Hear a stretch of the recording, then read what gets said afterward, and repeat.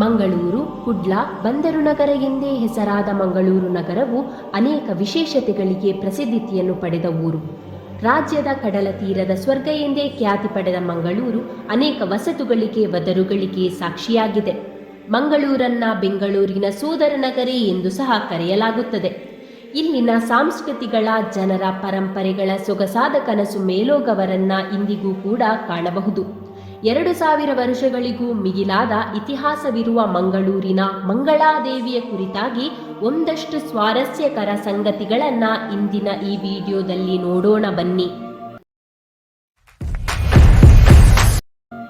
ಹಿಂದೂ ಪುರಾಣಗಳ ಅನುಸಾರ ಈಗಿನ ಮಂಗಳೂರು ಪ್ರದೇಶವು ಪರಶುರಾಮ ಸೃಷ್ಟಿಯ ಒಂದು ಭಾಗವಾಗಿದ್ದು, ಶ್ರೀ ಪರಶುರಾಮನು ಸಮುದ್ರದಿಂದ ಹಿಂದಕ್ಕೆ ಪಡೆದುಕೊಂಡು ಈ ಪರಶುರಾಮ ಸೃಷ್ಟಿ ನಂತರ ಪರಶುರಾಮನು ಭಾನು ವಿಕ್ರಮವೆಂಬ ರಾಜನನ್ನ ಇಲ್ಲಿನ ಪಟ್ಟಕ್ಕೇರಿಸಿದನು. ಭಾನು ತನ್ನ ಸಹೋದರರಲ್ಲಿ ಒಬ್ಬನಾದ ಉದಯವರ್ಮನಿಗೆ ದಕ್ಷಿಣದಲ್ಲಿ ಬಯಸ್ವಿನಿ ನದಿ, ಉತ್ತರದಲ್ಲಿ ಗೋಕರ್ಣಗಳ ಮಧ್ಯದಲ್ಲಿರುವ ಈ ಪ್ರದೇಶದ ರಾಜ್ಯಭಾರವನ್ನ ಒಪ್ಪಿಸಿದನು ಎಂಬ ಪ್ರತೀತಿ ಇದೆ. ಇತರ ಪುರಾಣಗಳ ಅನುಸಾರ ರಾಮಾಯಣ ಸಮಯದಲ್ಲಿ ರಾಮನು ತುಳುನಾಡಿನ ರಾಜನಾಗಿದ್ದನು ಹಾಗೂ ಮಹಾಭಾರತದಲ್ಲಿ ಪಾಂಡವರಲ್ಲಿ ಕಿರಿಯನಾದ ಸಹದೇವನು ಇಲ್ಲಿಯ ರಾಜ್ಯಪಾಲನ. ಮಂಗಳೂರಿಗೆ ಅನೇಕ ವಿವಿಧ ಹೆಸರುಗಳಿವೆ. ಮಂಗಳೂರಿನ ಕನ್ನಡಿಗರಿಗೆ ಮಂಗಳೂರು, ತುಳುನಾಡಿನವರಿಗೆ ಅದು ಕುಡ್ಲ, ಕೊಂಕಣಿ ಭಾಗದವರಿಗೆ ಕುಡಿಯಲ್, ಬ್ಯಾರಿ ಭಾಷೆಯಲ್ಲಿ ಮೈಕಲ್, ಕೇರಳಿಗರು ಮಂಗಳೂರನ್ನ ಮಂಗಳಾಪುರಂ ಅಂತ ಕರೆಯುತ್ತಾರೆ. ಹೀಗೆ ಅನೇಕ ಹೆಸರುಗಳಿಂದ ಮಂಗಳೂರನ್ನ ಕರೆಯಲಾಗುತ್ತದೆ. ಮಂಗಳಾದೇವಿ ಎಂಬ ದೇವತೆಯಿಂದ ಮಂಗಳೂರು ಎಂಬ ಹೆಸರು ಬಂತೆಂದು ಹೇಳಲಾಗುತ್ತದೆ. ಮಂಗಳಾದೇವಿ ಕ್ರಿಸ್ತಶಕ 9ನೇ ಶತಮಾನದವರು. ಈಕೆ ಮೂಲ ಹೆಸರು ಪರಿಮಳ ಮತ್ತು ಪ್ರಿಮಳಾದೇವಿ ಎಂದು. ಈಕೆ ಮಲಬಾರಿನ ಪ್ರಾಂತ್ಯದಿಂದ ಆಗಿನ ಮಂಗಳೂರು ಬೋಳಾರ್ ಪ್ರಾಂತ್ಯಕ್ಕೆ ಬಂದು ನೆಲೆಸಿ ಮತ್ಸ್ಯೇಂದ್ರನಾಥ ಪರಂಪರೆಯ ಪ್ರಾರಂಭಕ್ಕೊಳಗಾದ ನಂತರ ಆಕೆಯ ಹೆಸರು ಮಂಗಳಾದೇವಿ ಎಂದು ಜನಜನಿತವಾಗುತ್ತದೆ. ಆಕೆಯದೇ ಆದ ಸ್ವಂತ ಸಾಮ್ರಾಜ್ಯವು ಇಲ್ಲಿದ್ದು, ಆಕೆ ನಿರ್ಮಾಣದ ಬಳಿಕ ಆಕೆಯ ದೇವಿ ಎಂದು ಇಲ್ಲಿನ ಜನ ಆರಾಧಿಸಲು ಶುರು ಮಾಡುತ್ತಾರೆ. ಹಾಗಾಗಿ ಮಂಗಳಾದೇವಿಯ ಆರಾಧಕರಿಂದ ಮುಂದೆ ಮಂಗಳೂರು ಆಗಿ ಪ್ರಸಿದ್ಧಕ್ಕೆ ಬಂತೆಂದು 10ನೇ ಶತಮಾನದ ಬೌದ್ಧ ಸಾಹಿತ್ಯಗಳು ತಿಳಿಸುತ್ತದೆ.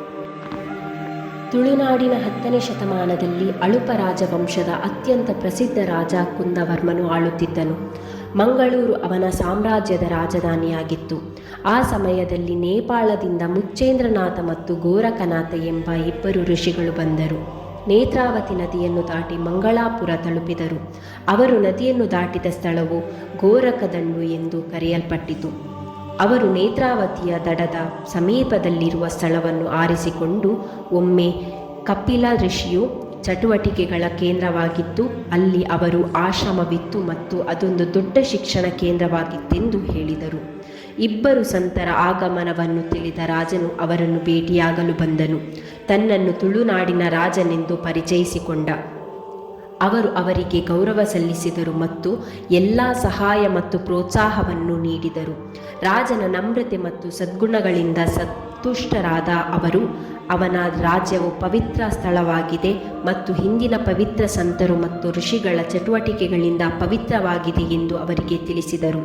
ಅವರು ತಮ್ಮ ಆಶ್ರಮವನ್ನು ನಿರ್ಮಿಸಲು ಮತ್ತು ಅವರ ರಕ್ಷಣೆ ಮತ್ತು ಆಶ್ರಮದಲ್ಲಿ ತಮ್ಮ ಧಾರ್ಮಿಕ ಚಟುವಟಿಕೆಗಳ ಕೇಂದ್ರವಾಗಲು ಅವರಿಗೆ ಭೂಮಿಯನ್ನು ನೀಡುವಂತೆ ಅವರು ವಿನಂತಿಸಿದರು. ಕುಂದವರ್ಮನಿಗೆ ತನ್ನ ಭೂಮಿಗೆ ಇಷ್ಟೊಂದು ಘೋರ ಇತಿಹಾಸವಿದೆ ಎಂದು ತಿಳಿದಾಗ ನಿಜಕ್ಕೂ ಆಶ್ಚರ್ಯವಾಯಿತು. ಈ ಪುಣ್ಯಾತ್ಮನಿಗೆ ಆತನಿಗೆ ಒಂದು ಕಾಲದಲ್ಲಿ ತನ್ನ ನಾಡಿನಲ್ಲಿ ಮಾತೆ ಮಂಗಳಾದೇವಿಗೆ ಸಮರ್ಪಿತವಾದ ದೇವಾಲಯವಿತ್ತು ಎಂದು ತಿಳಿಯಿತು. ಅವರು ಅವನಿಗೆ ವಿಕಾಯಿಸಿದ ಅಂಡಾಸುರ, ಪರಶುರಾಮ ಮತ್ತು ಪರಶುರಾಮ ನಿರ್ಮಿಸಿದ ಮಂಗಳಾದೇವಿಯ ದೇವಾಲಯದ ಕಥೆಯನ್ನು ಕೇಳಿದಾಗ ಈ ಎಲ್ಲ ಐತಿಹಾಸಿಕ ಘಟನೆಗಳು ನಡೆದ ಸ್ಥಳಗಳಿಗೆ 2 ಸಂತರು ರಾಜನನ್ನು ಕರೆದೊಯ್ದು ಈ ಸ್ಥಳವನ್ನು ಅಗೆದು ಮಂಗಳಾದೇವಿ ಮತ್ತು ರಕ್ಷಣೆಗಾಗಿ ನಾಗರಾಜನ ಜೊತೆಯಲ್ಲಿ ಅವುಗಳನ್ನು ಪ್ರತಿಷ್ಠಾಪನೆ ಮಾಡಿದರು. ಕುಂದವರ್ಮನು 2 ಋಷಿಗಳ ಸಲಹೆಯನ್ನು ಪಾಲಿಸಿದನು. ಪುಣ್ಯಕ್ಷೇತ್ರದ ಮೇಲೆ ಶ್ರೀ ಮಂಗಳಾದೇವಿ ಭವ್ಯವಾದ ಗುಡಿ ನಿಂತಿತ್ತು.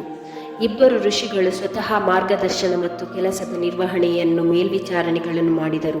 ಮಾತೆ ಮಂಗಳಾದೇವಿಯು ವಿಶೇಷವಾಗಿ ಕನ್ಯೆಯರ ಮೇಲೆ ವಿಶೇಷವಾದ ಅನುಗ್ರಹವನ್ನು ನೀಡಿದ್ದಾರೆಂದು ದೇವಾಲಯವು ವಿಶಿಷ್ಟ ಮಹತ್ವವನ್ನು ಪಡೆಯಿತು.